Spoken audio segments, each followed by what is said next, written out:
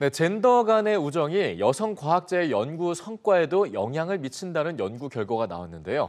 최윤 기자와 자세한 얘기를 나눠보겠습니다. 최 기자, 안녕하세요. 안녕하세요. 네, 자, 젠더 간의 우정이 여성 과학자의 성공을 돕는다. 어떤 관계가 있는 겁니까? 네, 흥미로운 이야기인데요. 예. 이제 한 외신은 남성과 여성 과학자들의 사회 관계가 여성 과학자들의 연구 성과에 영향을 미친다 이런 연구 결과를 보도했습니다. 그러니까 이제 젠더 간의 유대감과 관계가 좋은 여성 과학자가 연구 성과도 좋다는 이야기입니다. 예. 반대로 남성 동료와 유대감이 적다 이렇게 응답한 여성들은 직장에서 지원을 좀 덜 받고 적응도 덜 했다고 느낀다고 합니다. 예. 여기서 말하는 유대감은 업무 외 시간에 같이 커피를 마시는 정도나 특별한 일이 없어도 가끔 이야기를 나눌 수 있을 정도의 관계를 말합니다. 이제 특히 과학 분야에 남자들이 더 많다 보니까 유대감이 좋으면 사회적 관계에서 오는 스트레스도 덜 할 테니까요. 이로 인한 에너지가 연구 성과에 긍정적 영향을 미치는 것 같습니다. 네, 유대감, 그러니까 관계의 중요성에 대한 얘기라고 볼 수 있을 것 같아요.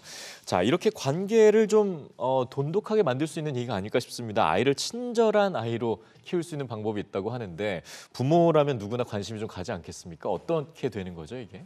네, 아이를 키우는 가정이 정말 주목할 만한 제목인데요. 예. 이제 CNN이 보도했습니다. 정확히는 나쁜 아이가 아닌 아이로 키울 수 있을까? 이쯤으로 번역할 수 있을 것 같은데요.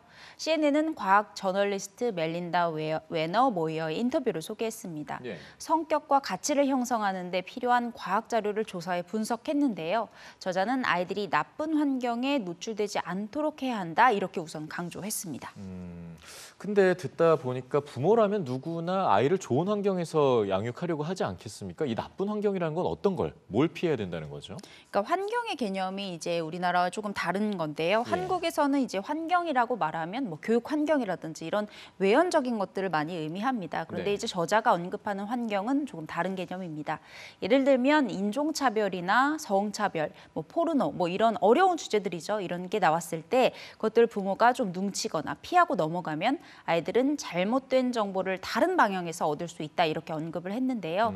그러면서 아이들은 탐정과 같아서 피하고 넘어가면 다른 방법으로 잘못된 정보를 얻고 그게 사실이다 이렇게 믿게 된다는 겁니다. 그러니까 정확한 정보를 얻지 못해서 다른 창구로 이상한 정보를 얻는 것 이런 것을 나쁜 환경의 한 예로 들었습니다. 그러니까 아이들을 나쁜 환경에 두지 말고 대화를 통해 어려운 개념도 정립을 시켜주라는 것이고요. 예. 또 이제 아이들이 감정을 표현할 때도 그 대하는 자세도 언급을 했습니다. 저자는 아이들에게 수치심을 주지 말라 이렇게 조언을 했는데요. 가령 남자애가 왜 그러냐 이런 식으로 부모가 아이를 평가했을 때 소녀는 커서 더 공격적이 될 가능성이 높다고 합니다. 네. 또 마지막으로 부모들이 친절과 너그러움을 본보기로 삼아야 한다고 강조했습니다. 네, 아이들보다 부모가 귀담아야 할 얘기였군요. 자, 계속해서 어제도 전해드린 내용입니다. 미국의 이제 상황인데 학교의 운전사를 비롯해서 많은 물자 공급 같은 것들이 부족하다, 이루어지지 않고 있다 이런 얘기가 계속 보도되고 있거든요. 이런 상황이 계속 지금 이어지고 있는 거죠? 네, 그렇습니다. 이제 미국 학교들이 공급 부족에 시달리고 있습니다. 정확히는 이제 식재료 공급 부족입니다. 당연히 건강에 좋은 점심을 아이들에게 제공하기 어려워진 건데요. 코로나로 지연된 공급망 문제뿐만 아니라 트럭 운전사 부족이 이 사태의 원인입니다. 트럭 운전사가 연령대가 워낙 높은 데다가 이제 코로나로 인해서 운전할 사람들이 조금씩 줄어들고 지원자도 줄었기 때문입니다. 예. 그래서 학교 관계자들은 직접 일주일에 2번 이상 창고형 마트로 달려가는 일이 벌어졌습니다.